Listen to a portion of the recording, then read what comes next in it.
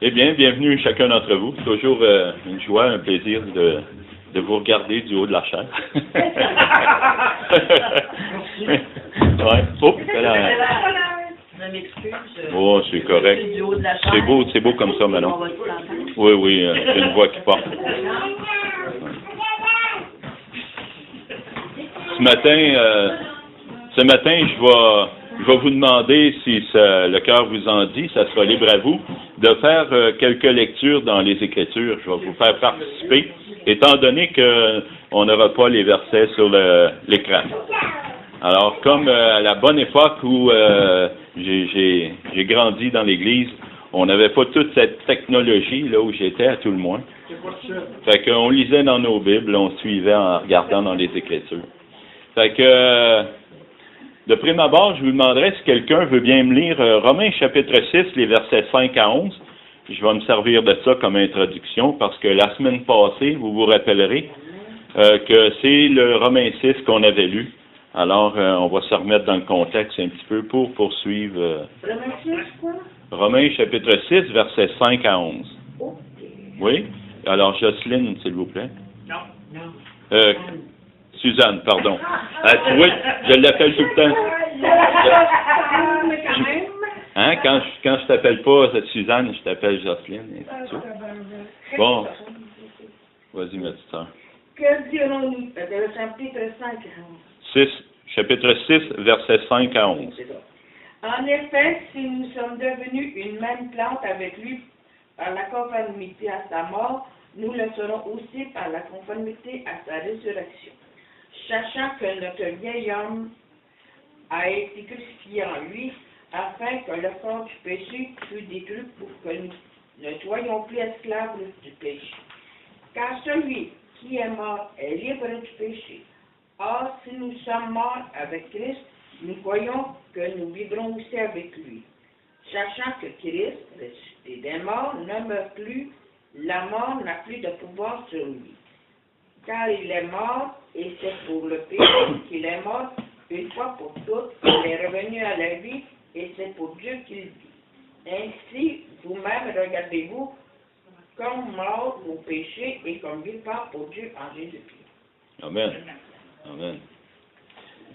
Ça nous amène à se regarder comme mort en Jésus-Christ. Et bien sûr que, à partir de ce moment-là, pour faire peut-être une petite rétrospective, on avait regardé que Christ est mort à la croix parce qu'il a accompli la loi pour nous, afin de nous dégager de la condamnation de la loi. Pour tous ceux qui se seront unis à Jésus-Christ par la mort de la croix. Le Seigneur le dira, celui qui veut garder sa vie la perdra, mais celui qui la perdra à cause de moi la retrouvera pour l'éternité. Ce qui nous emmène dans 2 Corinthiens 5, 17, j'ai la version Parole vivante qui dit que si quelqu'un entre en communion vivante avec le Christ, il devient un homme nouveau. Il est recréé. L'ancien état est dépassé. Ce qu'il était autrefois a disparu. La nouvelle création a déjà commencé. Voici, tout est devenu nouveau. En étant enfant de Dieu, s'ayant uni à Jésus-Christ, puis comme ça le dit dans la parole vivante, j'ai choisi celle-là parce que j'ai trouvé que c'était très significatif. Si quelqu'un entre en communion vivante avec le Christ, une foi vivante, une foi en action. Hein, on a regardé aussi mardi passé dans l'étude qu'on est en train de faire, que la foi, la vraie foi, la foi vivante se met en action. Alors, si quelqu'un est en Christ, c'est une nouvelle créature. Les choses anciennes sont passées. Autrefois, nous étions sous la garde de la loi. La loi a été comme un pédagogue pour nous conduire à Christ. Maintenant que nous sommes à Christ, nous sommes plus sous l'autorité, sous la condamnation de la loi, mais nous sommes en Jésus-Christ pleinement libres maintenant de pouvoir marcher par la puissance de l'Esprit et accomplir la volonté de Dieu, marcher en nouveauté de vie. Alors, on voit que, ça j'ai cité Galates 3, 23 à 27, en ce qui dénote que Christ, la loi est un pédagogue pour nous amener à Christ. Il en va de même pour vous, frères et sœurs, moi-même, qu'on est mort à l'égard de la loi. On peut lire ça dans Romains, chapitre 7, verset 4. Si quelqu'un veut le lire, on était déjà dans 6, fait que gardez vos Bibles ouvertes, ça va aller plus facile. OK, Louise, pas Louise, c'est Rita. Romains 7, verset 4. Romains 7, verset 4. De même, mes frères, vous aussi, vous avez été par le corps de Christ, mis à mort en ce qui concerne la loi. Pour Amen. que vous, Oui, vas-y. vous apparteniez à un autre, à celui qui est ressuscité des morts, afin que nous portions des fruits pour Dieu. Car lorsque nous étions dans la chair, les passions des péchés provoqués par la loi agissaient dans nos membres, de sorte que nous portions des fruits pour la mort. C'est ça. C'est bon? T'as fini 4? Oui, OK. Ouais. Non, mais c'est bon pareil. Parce que, vois-tu, c'est ça. C'est ça, c'est que il en va de même pour vous, frères, vous êtes morts à l'égard de la loi. C'est pourquoi Paul dira à un autre endroit dans les Écritures, regardez-vous comme morts au péché et comme vivants pour Dieu. Parce que on a été unis d'une façon vivante avec le Christ à travers la mort de la croix. Unis à Christ, ça nous amène justement à être capables de marcher dans cette liberté en tant qu'enfants de Dieu que nous sommes. Parce qu'il faut regarder absolument, parce qu'on l'a lu dans l'Épître aux Romains, lorsque nous étions encore des pécheurs, Christ est mort pour nous. J'aime bien regarder ce mot, moi, lorsque nous étions encore des pécheurs. Aujourd'hui, on n'est plus des pécheurs. On est une nouvelle créature. Oui, on va pécher à l'occasion, ça et là, par inadvertance, par faiblesse, parce qu'on ne veille pas. Mais en principe, et en vérité, on n'est pas censé pratiquer le péché. On n'est pas censé le prendre ça à la légère. Mais on en vient, je vous dirais même plus, à haïr le péché. Et c'est de cette façon, étant dégagés de la loi qui nous condamnait, maintenant nous sommes sous la loi de la liberté. La loi de l'esprit de vie en Jésus-Christ, on peut lire ça dans Romains 8, 1 et 2. Il n'y a maintenant plus de condamnation pour ceux qui sont en Jésus-Christ. La loi de l'esprit de vie en Jésus-Christ m'a affranchi de la loi du péché et de la mort pour que je puisse marcher en nouveauté de vie. J'ai été uni à Jésus-Christ par son esprit. C'est ce qu'on avait regardé la semaine passée, Pasteur Denis nous avait amené. Nous avons tous été baptisés dans un seul esprit pour former un seul corps, le corps de Christ. Alors maintenant, c'est l'esprit de Christ. Le même esprit, comme je disais souvent en témoignant l'Évangile aux gens, notre nature, notre vieille nature, c'est une nature pécheresse. On a besoin d'une puissance extérieure à nous-mêmes pour être capable de faire la volonté de Dieu. Et cette puissance-là, comme on l'a chanté tantôt, cette puissance-là, c'est l'Esprit Saint. C'est la puissance du Saint-Esprit. On se doit d'être rempli du Saint-Esprit, de veiller à être rempli constamment, de se garder en communion avec Dieu, pour être capable de marcher en nouveauté de vie. Il dira dans 1 Corinthiens 12, 13, « Ainsi, vous appartenez maintenant à un autre, c'est-à-dire à celui qui a été ramené d'entre les morts, afin que nous produisions ce qui est agréable à Dieu. En effet, quand nous vivions selon notre propre nature, les désirs mauvais excités par la loi agissaient dans le corps tout entier, et nous produisions ce qui mène à la mort. » Puis ça dit même qu'on était des enfants de colère. Mais il n'en est plus ainsi, gloire à Dieu. On est les choses anciennes sont passées, maintenant on est des enfants de Dieu. On est censé, si on a l'Esprit de Christ en nous, qu'on a expérimenté son amour et sa grâce, de dégager cet amour et cette grâce. Non seulement les uns envers les autres, comme il dira dans la parole, s'il a un sujet de se plaindre de l'autre, pardonnez-vous réciproquement comme Dieu vous a pardonné en Jésus-Christ. L'amour couvre une multitude de fautes. Alors, c'est ce qui nous amène à prendre en considération, à garder les yeux fixés sur, on est des nouvelles créatures. On est maintenant des enfants de Dieu, des enfants de lumière. Alors, c'est dans ce sens que je me regarde comme mort au péché. Je suis mort au péché. Le vieux Serge a été crucifié à la croix du Calvaire dans Galates 2:20. Mais sais-tu quoi? J'ai fait une petite étude une fois sur la crucifixion. Puis c'est pour ça qu'ils ont cassé les jambes des deux autres à côté. parce qu'il aurait pu rester vivant peut-être 3 jours, 5 jours, 6 jours sur la croix. Mais notre vieille nature qui est là à la croix est encore vivante. Je vais pas dire des mots comme la joie le vert, tu sais. Des fois, je dis ça, je dis, bah, c'est un des châles de l'Apocalypse. Mais la vieille nature est encore vivante à la croix du Calvaire, puis souvent, elle va réclamer son dû. Ou elle veut même tirer gloire. Elle veut même tirer gloire de la nouvelle nature que je suis en Jésus-Christ. Il faut veiller à cela aussi. Comme le Seigneur, comme Paul plutôt dira, il l'a appris du Seigneur Jésus, bien entendu, ne faites rien par vaine gloire ou par un parti pris, mais faites tout pour la gloire de Dieu. Comme c'est écrit là. C'est vrai. Parce que notre chair, moi, je comparais des fois avec justement l'enfant de la promesse puis l'enfant de l'esclave. Rappelez-moi son nom. Leur nom était l'enfant de la promesse avec Agar et l'enfant de Isaac et Ismaël. Voilà. Merci. Je vous l'avais dit que je vous ferais intervenir un peu. Bon, ben c'est ça, l'enfant de l'esclave persécutait l'enfant de la promesse. Il a dû le chasser. Il lui a dit, chasse l'enfant, ils n'irriteront pas ensemble. Donc, des fois, la vieille nature, elle nous persécute aussi. Des fois, je disais comme ça, puis je vais continuer dans mon sujet. Mais des fois, on dirait que l'ennemi, il te rappelle tes vieux péchés. Même si tu les as confessés, 1 Jean 1,9, si nous confessons nos péchés, il est juste et bon pour nous pardonner. Et il nous rappelle nos péchés, nos fautes, nos manquements, nos faiblesses. Puis dans mon jeune âge chrétien, on disait, si le diable te reproche ton passé, rappelle-lui son futur. Puis j'ai toujours aimé ça, puis je l'ai gardé, tu sais. Parfait, m'a rappelé ton futur à toi de bord. Alors, c'est ça.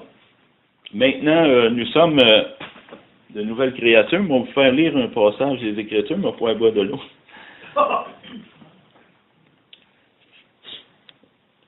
Romains chapitre 7, les versets 6. Le premier qu'il trouve, il lit.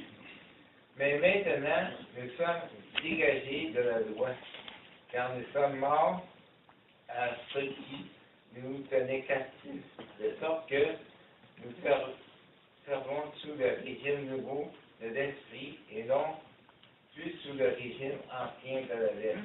Amen. Vous voyez, maintenant nous sommes libérés de la loi car nous sommes morts à ce qui nous retenait prisonniers. Le Seigneur, il l'a dit, vous connaîtrez la vérité vous affranchira. On a été affranchis. On est mort avec Christ à la croix. Christ à la croix, ça dit dans un autre passage des Écritures, il a détruit à la croix. Pardon? Il les a livrés en spectacle, mais il a détruit à la croix la prescription qui nous condamnait. Ouais. Alors, si nous sommes morts à la croix avec Christ en ayant accepté Jésus-Christ comme Sauveur et Seigneur, nous sommes morts à la loi avec Christ, nous sommes morts à nous-mêmes et maintenant nous sommes de nouvelles créatures, nous marchons en nouveauté de vie comme des enfants de lumière pour glorifier son nom parce que finalement, il fallait qu'on soit libéré de la loi parce que 1 Corinthiens 15, 56 nous dit que l'aiguillon de la mort, c'est le péché et la puissance du péché, c'est la loi. J'avais remarqué un petit truc dans le courant de ma vie chrétienne, c'est que justement, comme je disais tantôt, la chair veut tirer profit de la nouvelle nature, en tirer gloire et même des fois la ramener dans ses principes de loi.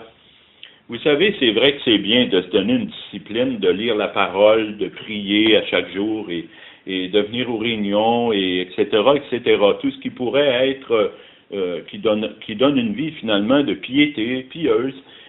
Mais cependant, il faut prendre garde de ne pas se mettre sous une loi.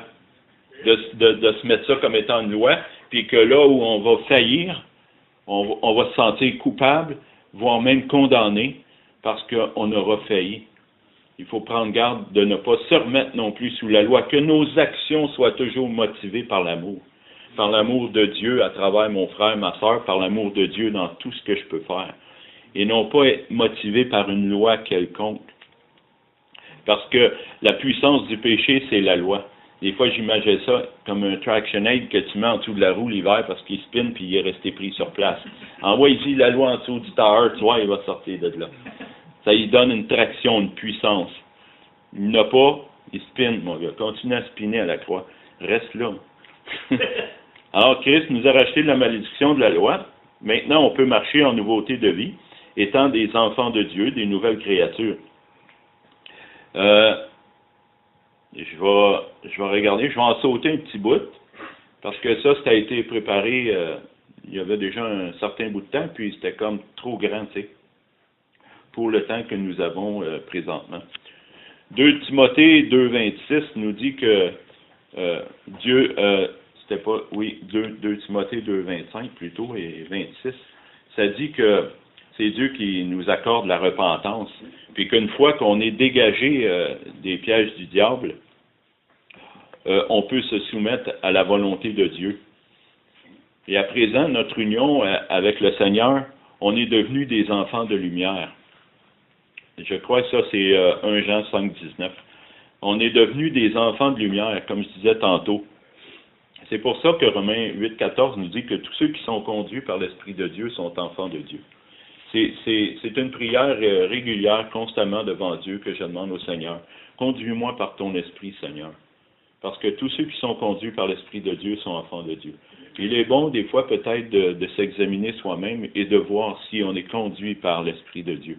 Bien sûr, on a besoin de regarder cela à travers les Saintes Écritures, à travers la parole de Dieu. Pas juste à travers une définition, ouais, c'est correct, ce que je fais, ça n'a pas l'air si pire. Mais de voir avec l'aide des Écritures si c'est vraiment l'Esprit de Dieu qui est en train de nous guider. Oups. Je sais pas pourquoi ça s'est fermé. Ah, le voilà. Ah, la technologie des fois. Hein? Je reviens. Alors, frères et sœurs, nous pouvons donc servir d'une façon nouvelle sous l'autorité du Saint-Esprit, non plus selon la façon ancienne qui est selon la loi. Vous voyez combien Dieu nous a aimés pour que nous soyons appelés enfants de Dieu? Il a payé un prix très, très, très grand, un prix inestimable par le sang de Jésus-Christ pour nous racheter. Et chacun d'entre vous, quand on se regarde les uns les autres, on a la valeur du sang de Jésus-Christ, du rachat de Jésus-Christ à la croix du Calvaire. C'est pourquoi il ne faut pas se mépriser les uns les autres, mais se pardonner, s'aimer par-dessus tout. L'amour couvre les fautes. Et c'est important de garder ça dans le focus de nos cœurs, qu'on a la valeur de Jésus-Christ, chacun d'entre nous. Quand j'ai bâti la rampe en arrière avec l'escalier, j'étais content. J'étais dans la joie. Parce que je l'ai faite par amour pour une sœur, puis d'autres sœurs aussi, une autre sœur, puis peut-être d'autres dans le futur qui vont venir. Puis moi-même, ça m'a aidé, la petite marche en haut. Fait que, encore là, tu vois, c'est béni, c'est gloire à Dieu, tu sais. Mais bien sûr, le fait qu'on est dégagé de la loi, ça ne veut pas dire qu'on fait ce qu'on veut, on n'est plus sous la loi, tu sais, comme Paul dira. C'est-tu parce qu'on est dégagé de la loi qu'on va pécher? Mais non, loin de là. Tu sais, loin de là, absolument pas. Tout à l'heure, je l'avais cité, Romains 8, 1 et 2. Je ne le reciterai pas, que la loi de l'esprit de vie m'a affranchi de la loi du péché et de la mort. Mais Jacques 1, 25. Quelqu'un veut bien me le lire? On voit deux. Je l'ai toujours dit, mais c'est le Seigneur qui l'a dit avant moi, quiconque boira de cette eau a encore soif. Mais que veux-tu, il faut bien en boire. Jacques 1, 25? Oui. Vas-y, Michel. Mais celui qui aura plongé le regard dans la loi parfaite, la loi de la liberté, et qui aura persévéré, n'étant pas un auditeur oublieux, mais se mettant en l'œuvre, celui-là sera heureux dans son activité. Amen. Amen. La loi parfaite, la loi de la liberté. C'est ce que je parlais, justement. Christ nous a affranchis de la loi du péché et de la mort qui nous tenait captifs pour nous amener justement à Jésus-Christ. Le Seigneur, quand il a donné la loi, c'était juste pour mettre en évidence notre façon insensée que nous vivions. Et Maintenant, on est sous la loi de la liberté, la loi parfaite, hein, la loi de l'amour. Il dit, ne devez rien à personne, dans Romains 13, 8, ne devez rien à personne, si ce n'est de vous aimer les uns les autres. Car celui qui aime l'autre a accompli la loi. Fait qu'on peut accomplir la loi de Christ, en porter nos fardeaux les uns les autres. Ainsi, on accomplit la loi de Christ, la loi parfaite, la loi de l'amour. C'est le même esprit qui est en Jésus-Christ, qui habite en moi. Lui qui a paru comme un simple homme, des fois c'est humiliant. Ça peut être humiliant, tu sais, faire la volonté de Dieu. Si je me repens parce que j'ai fait une bévue ou une connerie, si je me repens devant tout le monde, si pardonnez-moi, j'ai fait le con, c'est humiliant, ça coûte un prix. Mais le Seigneur n'a pas eu honte. Ça dit même qu'il a regardé avec mépris l'ignominie, la honte. Il a regardé ça comme c'est rien à comparer à la gloire. Comme un frère me disait tantôt, l'humilité précède la gloire. Et le Seigneur le savait bien. Quand on reste humble, le Seigneur nous élève au temps convenable. Parce qu'il est... remplacé par la joie qui est pardonnée. Oui, la joie de faire la volonté de notre Dieu, de notre Père céleste, parce que nous sommes des enfants de lumière. On est des nouvelles créatures. C'est merveilleux, c'est fantastique. J'aime beaucoup regarder cet aspect, moi, de qui je suis. Sans prétention par rapport à ceux qui ne le sont pas, mais par rapport à qui je suis et toute la gloire qui s'en vient, comme Jésus-Christ gardait les yeux fixés sur la rémunération qui était en vue pour venir. Alors on voit combien Dieu nous a aimés pour nous racheter à un si grand prix par le sang de son Fils Jésus-Christ. C'est béni d'une façon incroyable. Alors il dit, c'est ça, ne devez rien à personne, si ce n'est que de vous aimer les uns les autres. Celui qui aime le prochain a accompli la loi, étant dégagé de cette loi du péché et de la mort. Je continue, je fais baisser mon petit truc.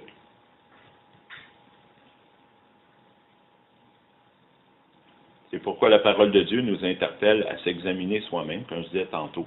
Éprouvez-vous vous-même. Si ne reconnaissez-vous pas à l'égard de vous-même que Jésus-Christ habite en vous, dans la version Darby. Je me remets souvent en question, vous savez, à voir si l'Esprit de Christ habite bien en moi et que je marche dans ses voies, dans sa volonté. C'est pourquoi je veille constamment, comme la parole nous le dit. Soyez sobres, veillez, car votre adversaire, le diable, rôde comme un lion rugissant, cherchant qui il dévorera. Résistez-lui d'une foi ferme, sachant que les mêmes souffrances sont imposées à vos frères dans le monde. On peut avoir tendance à penser des fois que notre croix est plus pesante que la sienne ou la tienne. Mais en fait, le Seigneur nous donne une croix à notre mesure, à notre propre force. Mais nos forces, on ne les connaît pas. C'est le Seigneur qui les connaît. Bien sûr qu'elle est pesante, bien sûr, mais elle n'est pas trop pesante. Il suffit juste d'être capable d'entrer dans son repos et de s'abandonner à lui dans les épreuves de la vie. Excuse-moi, on peut-tu en arriver à dire qui je suis et pourquoi que Dieu m'a mis sur la terre? Oui, bien sûr. Mais je penserais que ça pourrait être ça serait quelqu'un qui ne le connaît pas. Quelqu'un qui ne connaît pas Dieu, qui ne connaît pas la parole, qui n'a jamais vécu l'expérience de la nouvelle naissance, et ben justement, il va se demander je fais quoi ici-bas, moi? Pourquoi je suis ici? C'est quoi le but? Si je m'en vais, d'où je viens, etc., etc.